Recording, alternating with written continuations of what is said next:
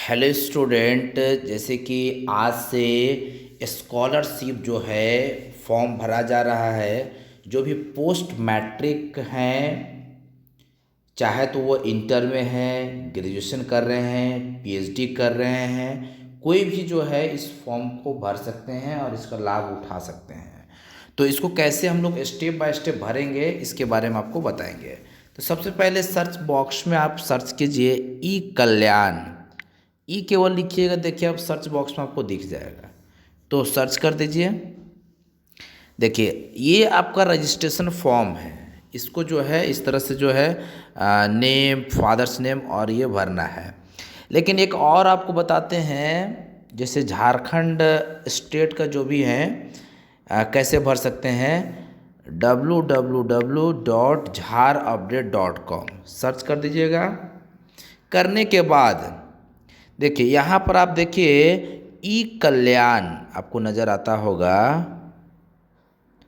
ई कल्याण, ई कल्याण Jharkhand scholarship 2020-21 आवेदन करें। तो यहाँ पर आप जब क्लिक कीजिएगा, क्लिक करने के बाद देखिए आपको ये खुल गया। हाँ, यहाँ पर देखिए ऑनलाइन जो है करने का ऑप्शन दिख गया। यहाँ पर देखिए क्लिक हियर, जैसे आप क्लिक कीजिएगा तो आपको रजिस्ट्रेशन फॉर्म खुल जाएगा। तो उसको बताने से पहले आपको बताएंगे कि ये रजिस्ट्रेशन फॉर्म में कुछ इंस्ट्रक्शन है, तो इसको भी आप जान लीजिए। जैसे यहाँ पर क्या लिखा गया है, देखिए लिखा है झारखंड पोस्ट मैट्रिक, मतलब जो मैट्रिक के बाद का स्टूडेंट जो है उसके लिए छात्रवृत्ति जो है वो 2020-21 का जो है स्टार्ट हो चुका है। तो इसके बाद यहाँ पर देखिए सेकंड में देखिए क्या लिखा है कि छात्रवृत्ति के लिए शैक्षणिक योग्यता। तो कौन कौन ये फॉर्म को भर सकते हैं, तो देखिए इंटर वाला भर सकते हैं, diploma, graduation, PhD, higher education वाला जो है भर सकते हैं। उसके बाद यहाँ नीचे देखिए एसटी, एससी और ओबीसी, ये ऊपर वाला जो है वो एसटी एससी के लिए है। उनका इनकम जो है 2.5 लाख से कम होना चाहिए। दूसरा जो है जो BC1 और BC2 जो ओबीसी वाला लोग हैं, उनका 1.5 लाख से कम होना चाहिए, ये ख्याल रखना है। उसके बाद देखिए यहाँ पर ऑनलाइन करने का जो प्रारंभिक तिथि है, शुरुआत का जो स्टार्टिंग डेट है, आज से फॉर्म भरा जा रहा है, मतलब 28/12/2020 से भरा जा रहा है। और इसका अंतिम तिथि बताया गया है 15/1/2020। ये गलती से 20 लिखा है, यहाँ 21 होना चाहिए, वो मिस्टेक हो गया है। तो 15/1/2021 तक जो है भरा जाएगा। और दस्तावेज़ का अपलोड करने का भी तिथि जो है, तारीख डेट जो है वो भी 15/1/2021 जो है तक भरा जाएगा। उसके बाद नीचे यहाँ पर और ध्यान दीजिए, नीचे नीचे यहाँ पर लिखा गया है स्टूडेंट कलर फोटो, मतलब फ़ोटो जो है वो कलर होना चाहिए।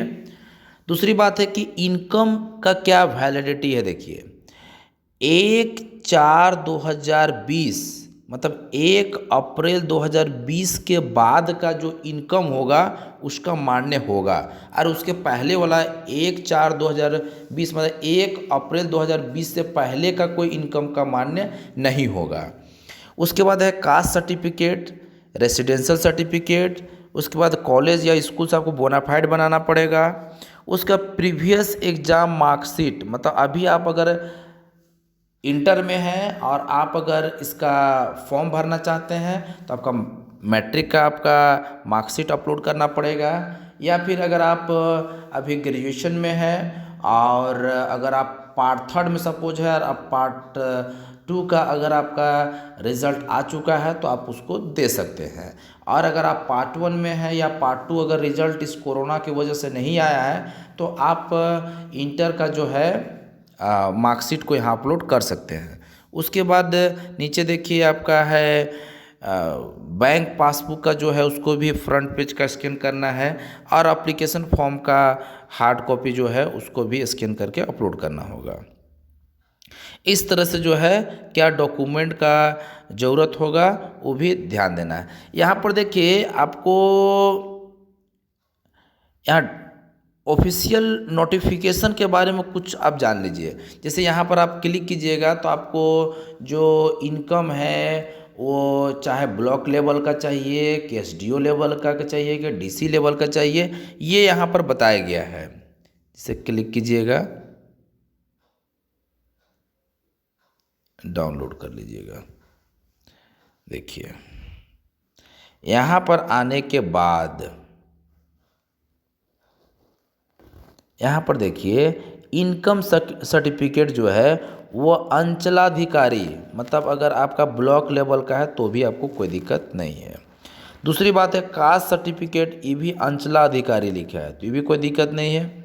उसके बाद रेसिडेंशियल सर्टिफिकेट भी देख लिए, यहाँ भी अंचलाधिकारी लिखा है, मतलब जाति आवासीय आय जो है वो अगर ब्लॉक लेवल से है तो भी कोई दिक्कत नहीं है। इस तरह से जो है आप और भी कुछ डिटेल इंस्ट्रक्शन जो है यहाँ पर आप शॉर्ट स्क्रीन ले लीजिए और आप जो है इसको पूरा पढ़ सकते हैं। इसके बाद हम लोग देखते हैं कि फॉर्म को जो है किस प्रकार से भरा जाएगा। तो सबसे पहले क्लिक हियर में यहाँ पर क्लिक कीजिए और इसके बाद यहाँ पर देखिए अपना नाम पहले लिखिए, नाम यहाँ पर टाइप कीजिए, फादर्स नेम, उसके बाद date of birth, mobile number, email ID कोई ज़रूरी नहीं है, स्टार नहीं रहेगा तो वहाँ कोई ज़रूरी नहीं है। उसके बाद यहाँ पासवर्ड आप स्ट्रॉन्ग पासवर्ड लगा लीजिए, यहाँ पर कंफर्म पासवर्ड एक बार फिर करके इसको जो है क्रिएट अकाउंट कीजिएगा तो आपका रजिस्ट्रेशन हो जाएगा, एक प्रोसेस हो जाएगा।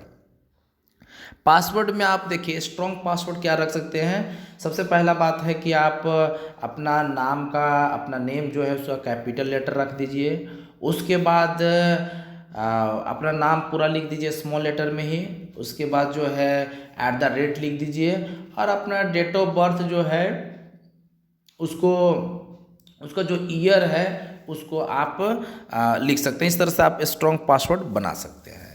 तो ये जब रजिस्ट्रेशन आपका कंप्लीट हो जाएगा तो आप ऊपर में यहाँ पर ध्यान दीजिए, आपको साइन इन लिखा हुआ है तो यहीं पर आके जो है साइन इन कीजिएगा, साइन इन। तो देखिए यहाँ पर आगे फॉर्म जो है आगे बढ़ेगा। तो यहाँ पर जैसे अगर मोबाइल नंबर आप डाले हैं तो मोबाइल नंबर में से क्लिक कीजिए, यहाँ मोबाइल नंबर डालिए, उस पर नीचे जो है पासवर्ड डालिए, डालने के बाद यहाँ पर कैप्चा कोड डालिए और उसके बाद साइन इन कर देना है।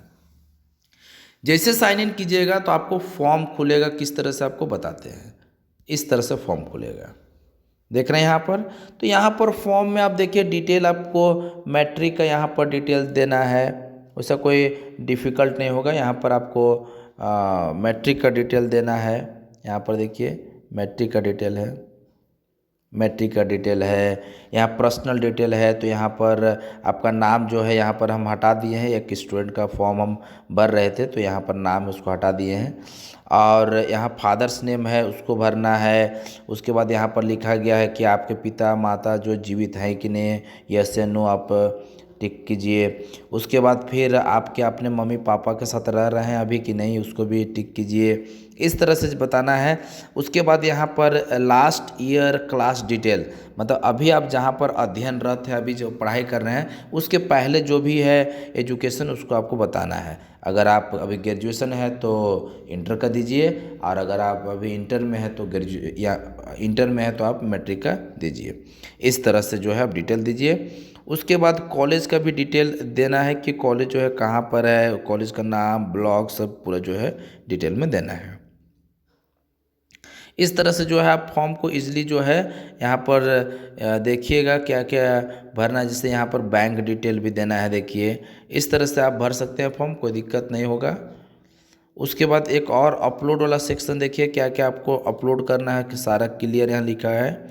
Residential certificate, caste certificate, income हो गया, इस तरह से जो है जितना भी चीज़ है यहाँ पर आपको क्लियर बता दिए हैं। इस तरह से जो है आप फॉर्म स्कॉलरशिप का भर सकते हैं। Thank you.